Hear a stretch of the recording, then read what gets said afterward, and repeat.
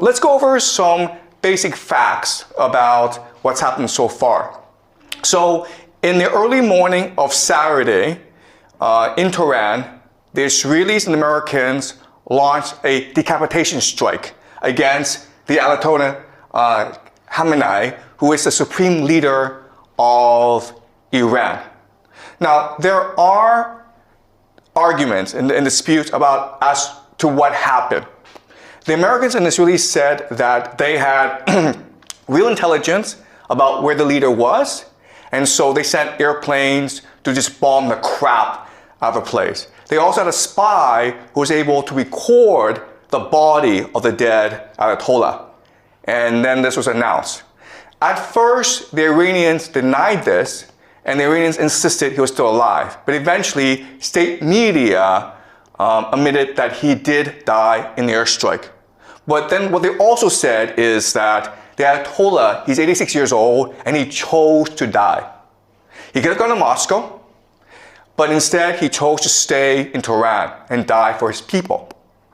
But not only that, but he died along many of his relatives. He died along with his daughter, his son-in-law, his grandchildren. So many of the family died in this assault.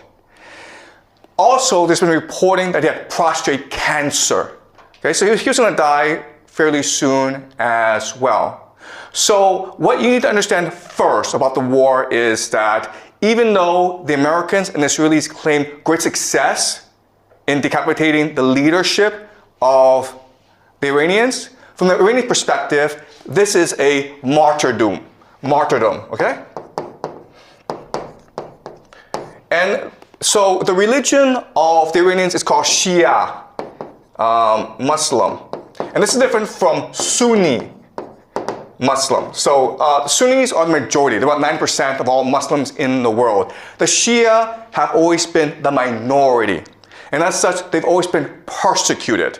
So in the Shia faith, the core value, the force that binds everyone together and gives them purpose and meaning in life, that galvanizes them into action, is the idea of martyrdom, which forces jihad. To sacrifice yourself for your religion, sacrifice yourself for the common good. So think of the death of Khamenei as a sacrifice, a self-sacrifice, in order to motivate the Iranians in this war, okay? So that's the first thing you need to understand. That for the Iranians, this is not a geopolitical war. This is not an economic war. This is not a war of resistance. This is a jihad, okay? It's a war against the